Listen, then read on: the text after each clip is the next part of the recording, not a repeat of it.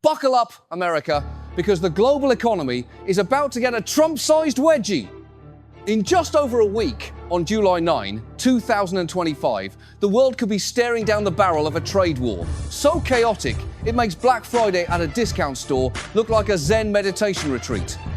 President Donald Trump, the man who once called himself Tariff Man, like he's auditioning for a Marvel movie nobody asked for, has declared he sees no need to delay his self-imposed deadline for slapping new tariffs on Japan, the EU, Canada, and Mexico. Yes, folks, the guy who brought you Space Force is now bringing you Economic Chaos, the sequel. Markets are trembling, automakers are sweating, and trade relationships are fraying faster than a cheap pair of skinny jeans. So, let's unpack this mess and figure out what the hell is going on, because if we don't laugh, we're all gonna cry. First, the basics. Trump's latest trade tirade involves a July 9 deadline, ominously dubbed Liberation Day by his team, because nothing screams freedom like a 24% tariff on Japanese cars or a 50% hike on EU goods. The plan? Slam new duties on major trading partners unless they cough up bilateral trade deals that make America's wallet feel warm and fuzzy. Japan's facing a 24% tariff on top of existing 25% auto duties and 50% on steel and aluminum. The EU, they're staring at a potential 50% tariff increase, paused until July 9 to give them time to grovel. Negotiate. Canada and Mexico? They're already dealing with 25% tariffs, though Trump's graciously dropped Canadian energy tariffs to 10% because, apparently, he still needs their oil to keep his hairspray empire running. But here's the kicker. Trump's not just threatening to raise tariffs, he's also demanding Canada and Mexico roll back their retaliatory tariffs, or else. Or else what? More tariffs?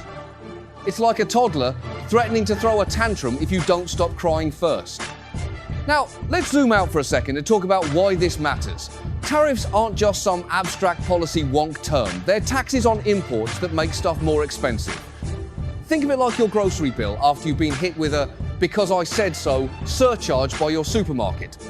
For American consumers, this means higher prices for cars, electronics, steel, aluminum, basically anything that crosses a border, which, in case you haven't noticed, is pretty much everything.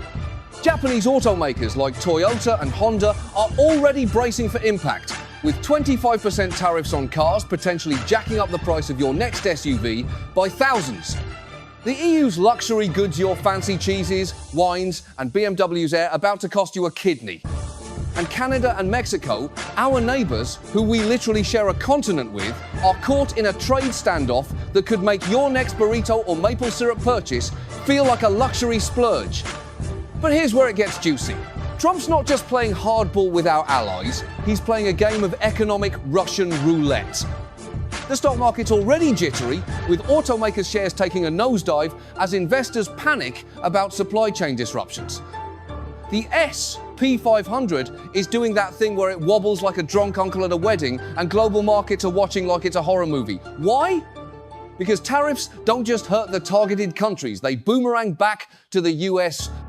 When we slap a 24% tariff on Japanese cars, Japan might retaliate with tariffs on American soybeans or whiskey, which screws over farmers in Iowa and distillers in Kentucky. Canada's already talking about hitting back with duties on US exports like energy or agricultural goods, which could tank entire industries. And the EU? They're not exactly known for sitting quietly. They've got a history of retaliating with surgical precision, targeting politically sensitive products like Harley-Davidsons or blue jeans. It's a domino effect, and we're all standing in the splash zone. So why is Trump doing this? Is he just waking up every morning, chugging a Diet Coke and thinking, you know what, I haven't pissed off the entire world yet today? Well, not quite. His logic, if we can call it that, is rooted in a mix of economic nationalism and political theatre. Trump's long believed that trade deficits, where we import more than we export air, America getting ripped off. He sees tariffs as a way to strong-arm countries into buying more American goods or moving their factories to the US. It's the same playbook he used in his first term, when he slapped tariffs on China and sparked a trade war that cost American consumers billions and farmers so much they needed government bailouts. But here's the thing. Trade deficits aren't inherently bad. They often just mean Americans have money to spend on cool stuff from other countries. And tariffs? Studies from places like the National Bureau of Economic Research show they tend to cost American jobs and raise prices more than they protect industries. In 2018, Trump's steel tariffs saved about 80 jobs but cost consumers 900, zero per job saved. That's like buying a Tesla to save a parking spot. Now, let's talk about the July 9 deadline specifically. Trump initially set this date as a pause to give countries time to negotiate trade deals. Think of it like a mob boss saying, "You've got until next week to pay up or I'm breaking your kneecaps." Japan's begging for an exemption from the auto tariffs, arguing they've been loyal allies and already build tons of cars in the US. The EU's trying to sweet talk their way out of a 50% tariff hike, but Trump's team is like, "Nah, we're good, pay up." Canada's in a particularly weird spot because Trump just cancelled trade talks with them, saying their retaliatory tariffs are egregious. This is the same guy who signed the USMCA trade deal with Canada and Mexico back in 2020, but now he's acting like it's a napkin doodle he can ignore. Mexico's in a similar bind, with 25% tariffs already in place, but some exemptions for USMCA-compliant goods. The message is clear. Trump's betting he can bully his way to better deals, but so far, the only thing he's winning is a gold medal in chaos. Here's where it gets even more absurd. There's a chance this deadline might not even stick. Sources like Bloomberg and Yahoo Finance suggest Trump's team is open to extending the July 9 cutoff if they think it'll get them better deals. So, this whole Liberation Day thing might just be a high-stakes bluff, like threatening to nuke the moon to scare your neighbors into mowing their lawn. But the uncertainty is the real killer.